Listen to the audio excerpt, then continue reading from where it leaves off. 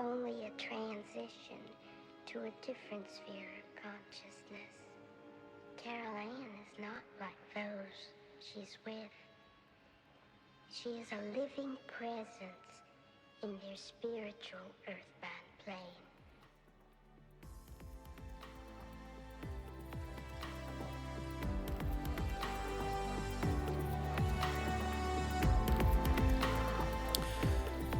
Hello, and welcome to episode 25 of the Talking to the Dead podcast. It's been a really great week and so nice to see so many people from all over the world have enjoyed the last episode and the episode before that. And I was absolutely stunned to see how many hundreds of people all over the world listened to it. And I just thought it'd be quickly fun just to give you an indication of where people are, and all these people are listening, and I would love them to write in and tell me what they think, because as I've said many times before, it's quite lonely here on your own. But we had a number of people from New York, Grass Valley, California. We had people from Illinois, Vinton, Virginia, Flowood, Mississippi, Texas, Rhode Island, Ponte Verde, Florida, people from Lincolnshire in England, Gainsborough in Lincolnshire, Iowa, Los Angeles, California, Forked River, New Jersey, Sanford, Florida, Leeds in England, Lombard, Illinois, Pittsburgh, Pennsylvania, Minnesota, Adelaide, South Australia. It just goes on and on. So thank you again for listening to the podcast, and it's really such fun sitting here knowing that people all over the world are interested.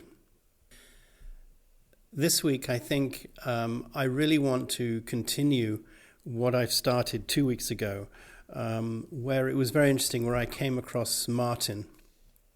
And he introduced me as well to Daniel. And I had a hint, I think, given to me last week that as we were moving further into what happens to you in the afterlife, I would sort of get a handover to the next person along. The only explanation I have for that is that I do believe people like Martin and Daniel are very dedicated to helping souls, I believe, in a particular way, and they specialize in that way and don't sort of go further than that immediate area of responsibility or interest.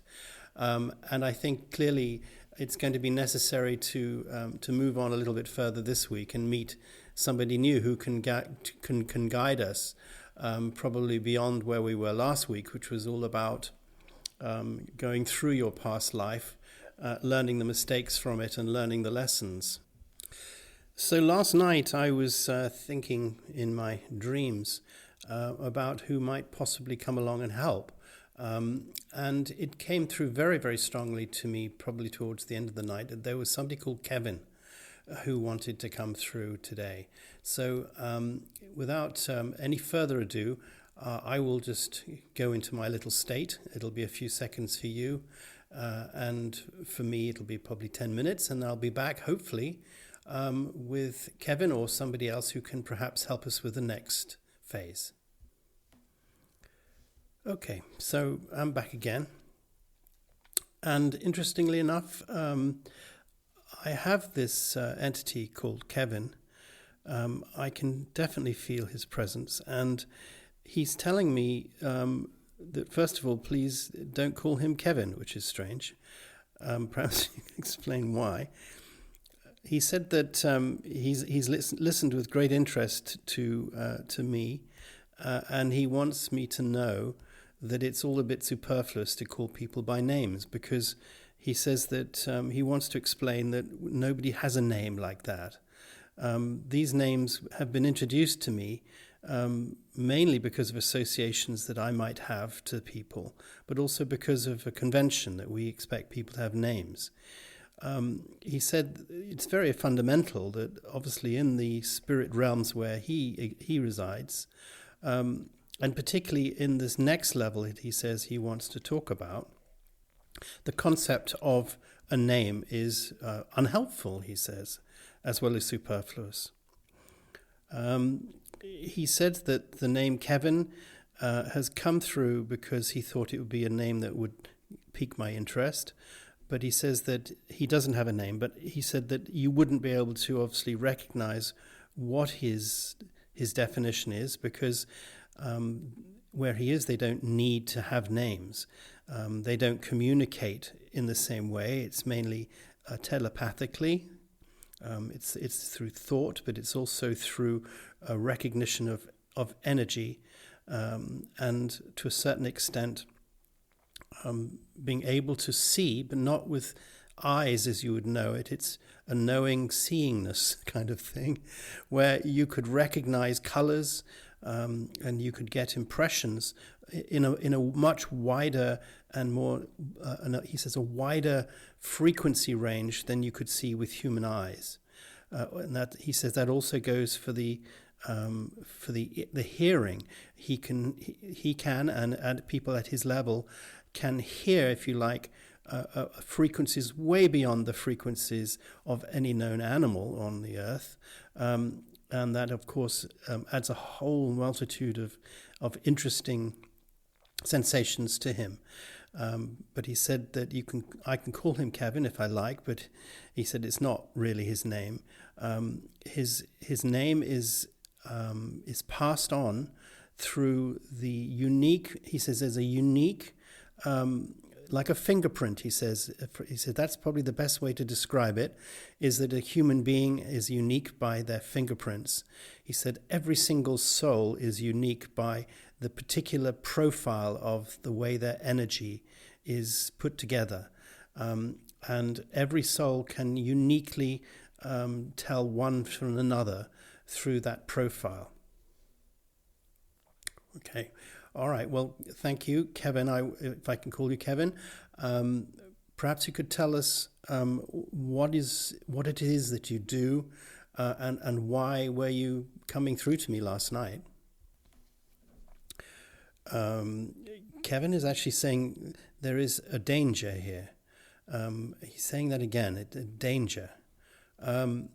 He says that in able to understand his purpose, he's going to ask me and people listening to accept something which can, on one hand, he says, be quite dangerous. Okay, so why would it be dangerous? He says that it's his particular task is something that will challenge most people's perception on Earth. It could upset people. It may cause a lot of negative reaction.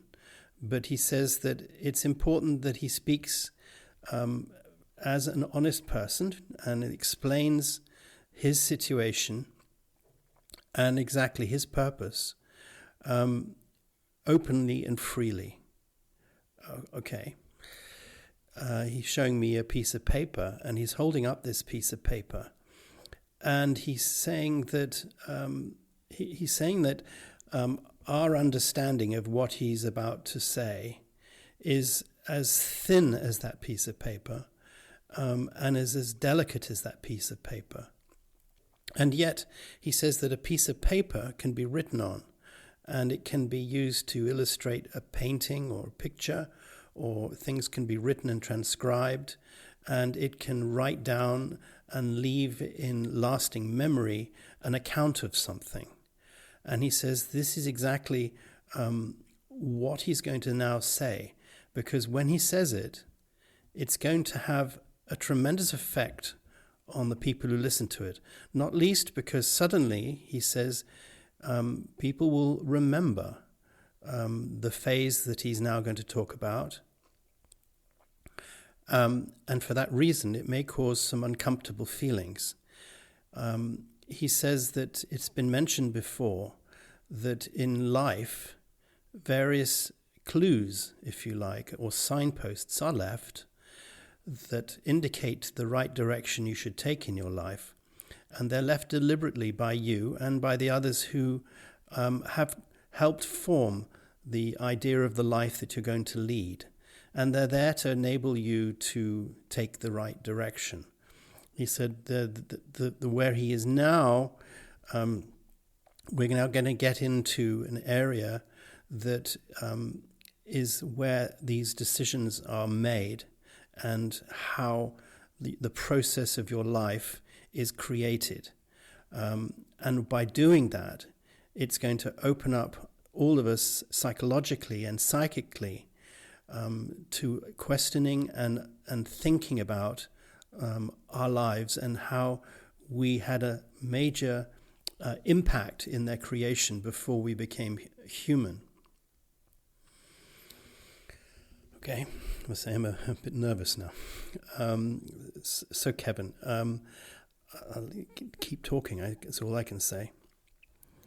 He said, where he is, he will take the people who have, the souls that have passed through the reception and have passed through the process of examining their past lives.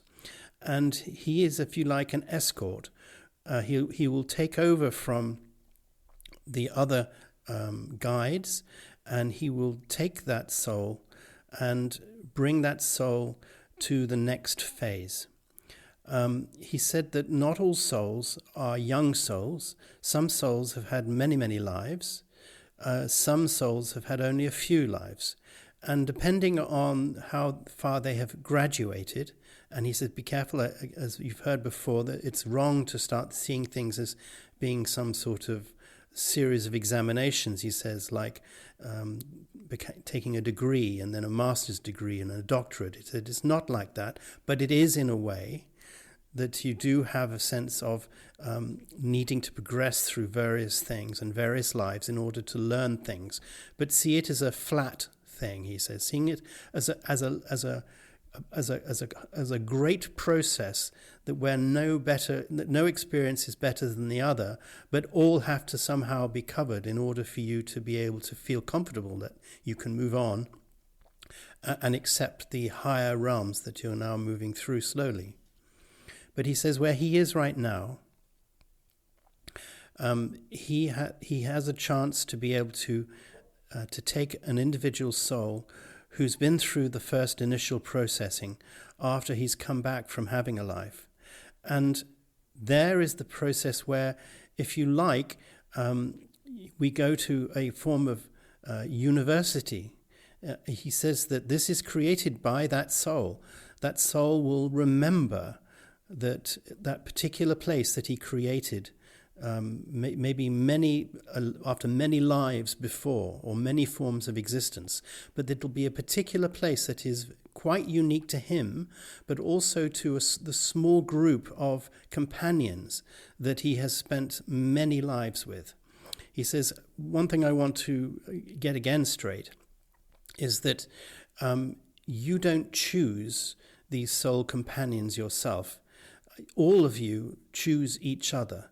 You are drawn to each other for a particular reason, but usually it's because you are needing to learn something in particular at the same time. Therefore, you have a common goal and a common interest at that particular time. And this could go on for many, many lives or many, many existences in many different realities. But at many times, he says, you may be completely separated from these people, these groups, and there may be only one or two souls that you'll be familiar with in your particular group. Other times, he says, it may be like 20 or 30 that will be there and available, and it's a great feeling of joy and friendship and love when you're all together. And a certain sense of missing when you're not, but you know that you can always contact any of the souls you like through your mind and your thoughts. That's the first thing he wants to say. The second thing is the group of souls that you stay with pretty much for the next.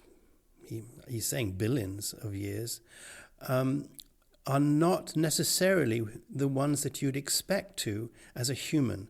And he said this is the first thing that he wants to say that may cause some distress to people. He says he's very aware that people in life are very devoted to their family members and their husbands and their wives and children and relatives. And when a relative passes, it's long been felt that it must be nice that one day somehow you could all meet together again.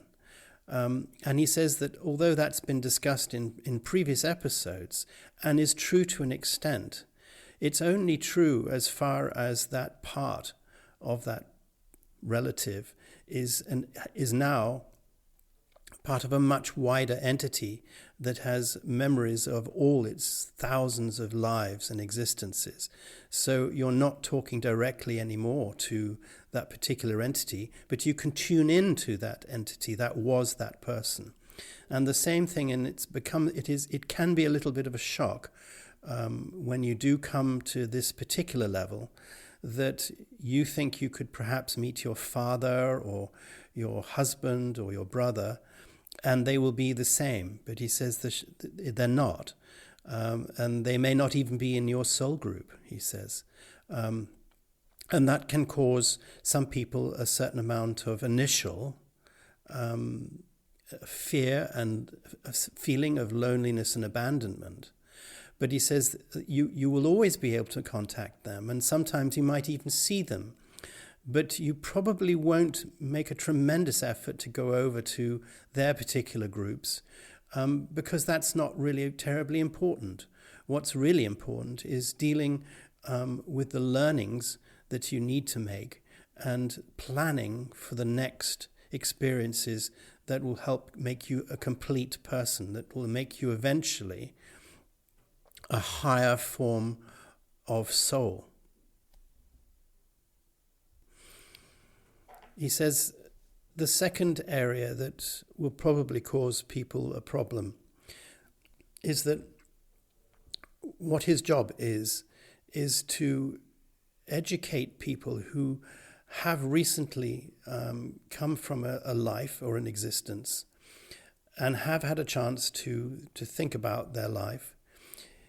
His next main job is to orient that soul towards the right places in this university where lessons can be learned further and plans can be made to make up for what was missing and experiences that need to be had.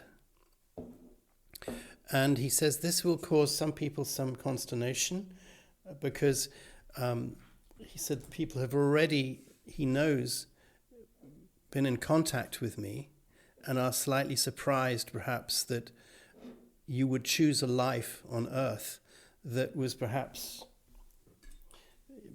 evil or sacrificial, such as people who die young or babies who die young, or he's saying people who die in a war. He says that it's very challenging for people to accept that is a plan and that there is a learning that can be gained from that. But he says this is the first phase, is to take a soul to these kind of university buildings. And he says they are groups of buildings. There are many, many of them, but there's one that you'll be very familiar with as that particular soul because you've been in that place many times. And in there, you will get together with people from your soul group, but also very learned people with a lot of experience and wisdom who have gone through similar experiences and are there to help share their experiences with you and enable you to decide what you need to do next in order to learn further things in order to progress. Kevin is now saying to me, this bit might be the most disturbing thing of all, is that in the university area, you're not quite finished with your previous life. And it could be possible that there are things that have been left undone, or before you fully make that transition back to your soul and moving forward, you may have tremendous regrets, or you may have things that had happened to you that you weren't happy about, or things may have happened to people around you that you cared for and loved that are still on earth that you wish to help them with. And there is a big choice that can be made at this point where you can actually return to earth, but not as a human anymore, but in your present form. And he said you'll go as an energy consciousness, and you will be able to return to exactly the same place where you left it, but obviously be invisible to humans, but fully conscious and fully aware, as if you were that person again, individually, but with all the knowledge of all your past lives and all your previous experience. He's saying this is sometimes required, not least because perhaps you might actually be missing people, or you might be interested in how people have gotten on since you left, but you might also wish to help people and maybe even change the course of some people's lives and histories. Now, he says this is a very delicate area. He says that you probably won't find this type of thing in much esoteric literature or in any religion, but at any one time, there may be hundreds of thousands of, and he says, shall we, just for the sake of argument, we can call them discarnate spirits or even ghosts, and I would probably call them ghosts. And they are back on earth, living amongst us, he's living amongst you, interacting with you, even though a lot of people are not aware of it. And they have a distinct purpose, because not only are they observing and watching, but they're also guiding and helping people to make the right decisions. He says in some cases they're there to offer comfort to people who've been bereaved, or they're trying to steer loved ones or people who they knew in the right direction, and to be part of that signposting where their soul journey may need a particular push or nudge in another direction. So he's saying that is the first responsibility for him. He's there as a guide at this particular level, where he can offer the souls an opportunity to go back and to do what he's just described. He's now saying that once that has been complete, and that could be, in your terms, many, many years, it could be longer than that. Once that feeling is complete, the return will be final. There will be no going back to do that. Although he says, even though you will not really want to do it, there is still the possibility that you could go back and experience earth life without being in a physical body, just because you've enjoyed certain aspects of it. And he says that is less common than you would think, but it's true. At any one time, there may be a few hundred of souls who might be wandering around, experiencing or seeing the life of people on earth, and maybe nothing similar to the life they led, but maybe in areas where they were happy, or in houses that they were happy in, or particular landscapes that gave them tremendous peace and tranquility. They go back almost recreationally to see that. But that's not so common, but it does exist. But for now, he said, we should now move on to the next stage, where people have had that chance to go back and see and make any changes that they want to make, or help people that they feel needed that help, because that is an extremely important part, he said, of the next phase. And is one of the best benefits for him is that he loves his responsibility of being with souls and teaching them the process of how to intervene in human lives and offer support. But now he says this is the danger. This is the danger because this might well, he said it might worry people to think that the souls of people who are no longer human at his particular stage interact with humans in a very major way. And they're always there at this particular stage in order to guide and help people make positive changes in the world. And he said they do that although they're not physically there. Their energy is there. It's a small amount of energy. It's not 100% of the energy that makes them as a soul, but a small amount of energy that they can use to achieve this purpose. A lot of the energy, he says, will remain here where we are in this dimension.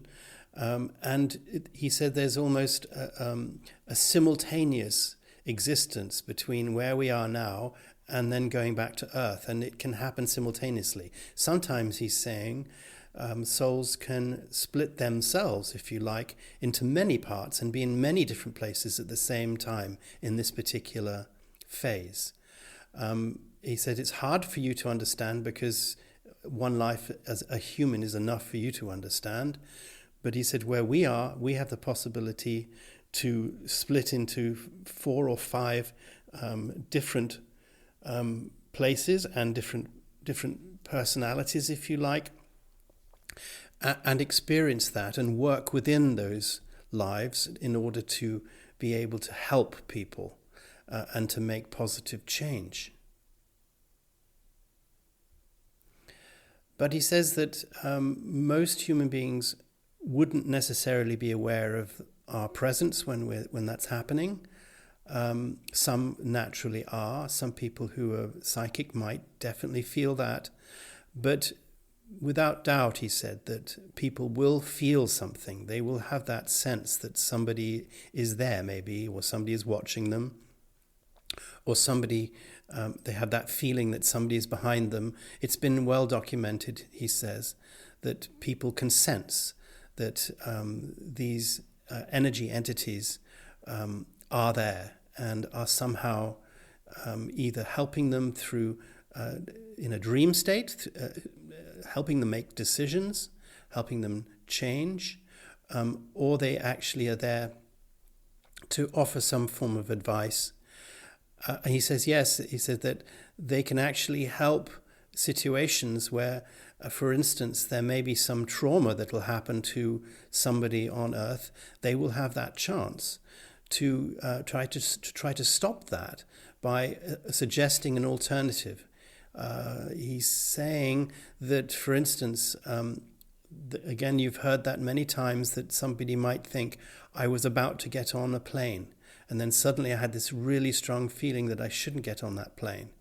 And then you read that that plane crashed and everybody was killed.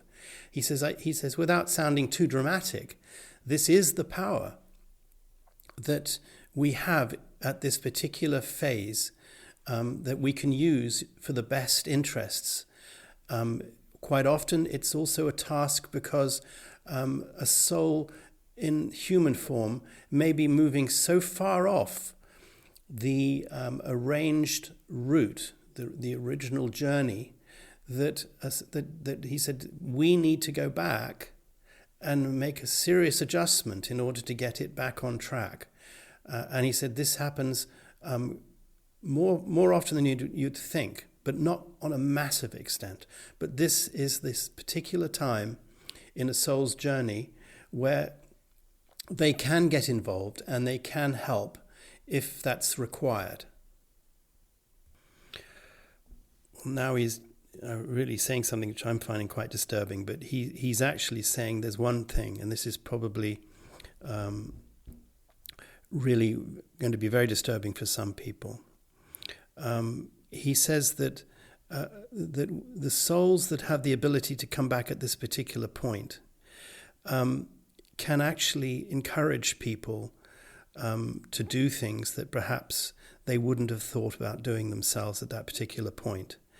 And he says that the souls can actually encourage people to do things that are not always what you would consider to be positive. And he is actually saying that they can get involved in matters of life and death. And he says that, yes, if people are perhaps in a terrible state because of where they are, because of an accident or an illness, disease or whatever else, or maybe psychologically damaged, this influence that will come has been chosen to come to help the person make up their mind whether they are going to stay or to leave. He's saying that at this point we are that last bastion of contact between where we are now and human life, and this is the ability that you have to affect Earth life, people on Earth, and these are what perhaps in your Earth history you might consider to be ghosts or friendly spirits who are there to oversee and help the living. It's that last contact between the living and the spiritual realms. And this particular place is very essential, not only to human existence, but it's also very important as a point of learning and the evolution of spirit. It enables the spirit to begin to realize how it can change things in terms of time, in terms of destiny, and affect things on the physical world after the original plan of life was made. He is now showing me. He's showing me a battlefield, and I can quite clearly see a battlefield. And it's funny. I'm quite familiar with this site because it's very similar to what I saw in the very early episodes where I met a soldier, and it could be a Ukraine for all I know, or Russia, but I do sense that battlefield, and I can see that there are huge amounts of soldiers who are being killed, and there is a horrible war. And I can also see what he's trying to show me. Kevin is, I think, trying to show me that he, at that level, with the souls at that level, one of the souls might well have been a soldier, and may have been killed, but has an opportunity now to come back and help his comrades in some way by altering the thoughts and decisions that would be made that might have contributed to their eventual death as well, and enabling them to make a decision that could change their potential future. Wow. But he says, that's probably not what's going to be the most disturbing thing that you'll hear from me for your listeners. The other disturbing thing, which is fine for us, but you guys might find this disturbing, he says, is that there will be people who are seriously ill, who may be fighting terrible diseases, or there may be somebody who's been in a terrible accident, who may be in hospital, maybe in a coma, maybe unconscious. There may be people who are near death. And he's there to advise all of these souls what the best course of action could be. And in that respect, perhaps it's disturbing to people to know that the choices are not wholly made by that living person, but already they're being made in conjunction with souls who are involved in this process of assisting in some way. But he says, in a way, people might not like that because it gives that sense that they have less of an involvement in their own lives. And he said in that respect, at these particular times, it is true. But he says it's very important to note that the human soul inside a body still has that capacity to reject that help, to reject that information. It's not something that they are coerced into doing, but there are choices and there are possible futures that are shown that they can that can influence that human in order to make some change that can change the outcome of what almost seems to be destined. He's also saying to me that due to the next phase that he's going to discuss, maybe not this week, I think we're sort of running out of time, but he says during the phase of what we will do after this last chance to influence human activity directly, during this phase, due to things that will happen in the future of the soul in its evolution, there is that possibility to go into the minds of people and influence their thoughts and have them do things that are not maybe directly part of their plan. He says then in your world you might actually call that somehow possession or some form of takeover.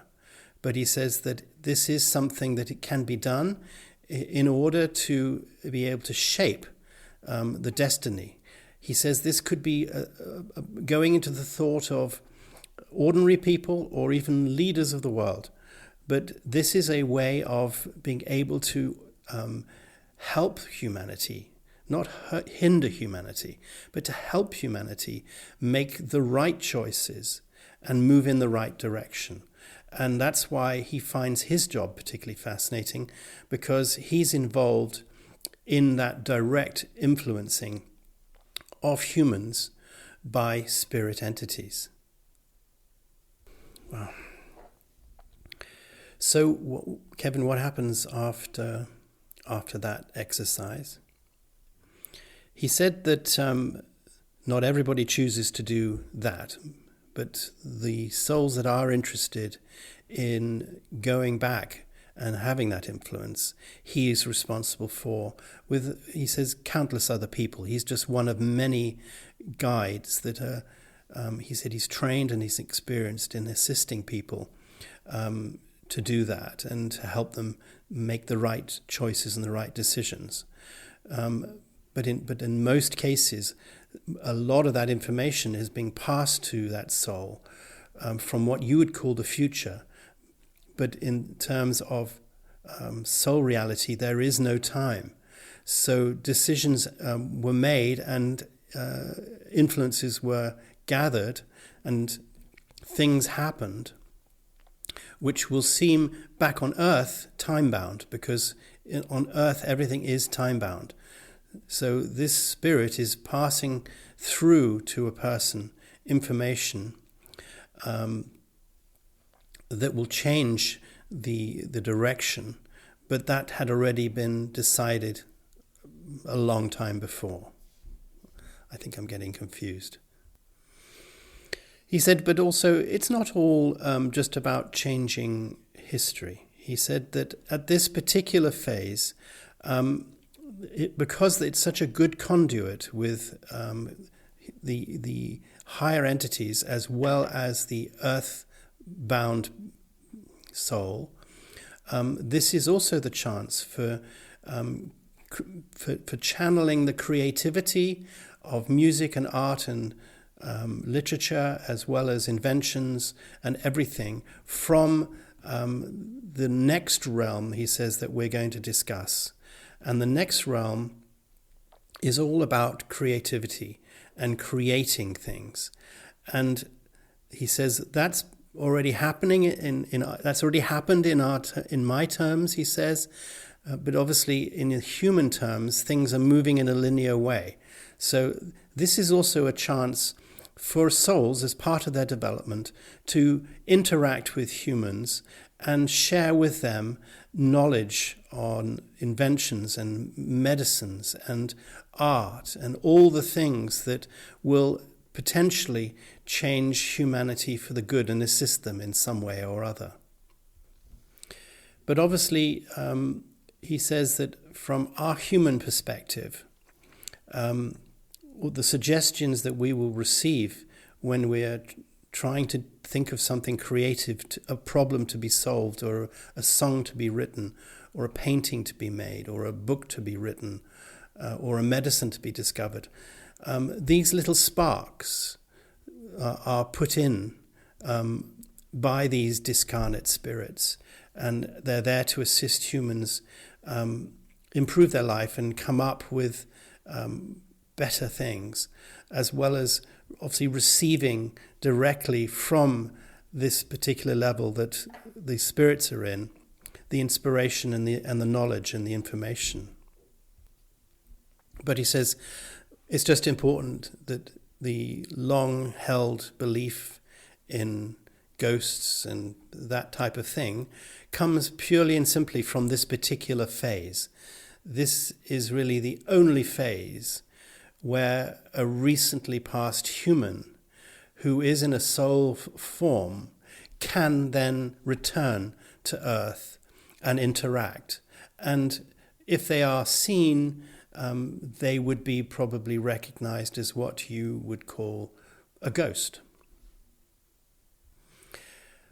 But he says at another time, not now, he wants to then introduce me to another person, another guide. And he says the name is Pamela, and Pamela is going to take over once the souls have returned back from their responsibility on Earth, and Pamela will take that soul to another place, and at that point no more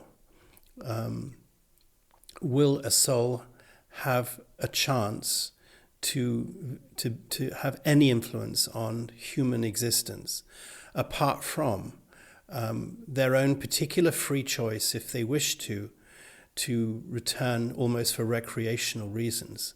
But it's only in this particular period, which, of course, to us, he is saying, on Earth, could be hundreds of years of interaction, but to us is a very short space of time. We don't have that concept of time like you. It's a phase that we're moving through. And this is the last chance that you'd have to do that until, he said, your next choice of reincarnation takes place.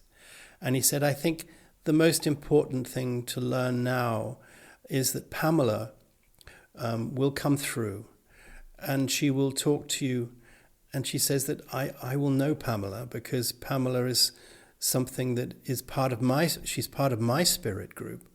And she will come through and she will show how we now make the next phase, which is the choice of life that we wish to have, if we wish to have another life, and the process involved in making that choice and creating that next life. Wow.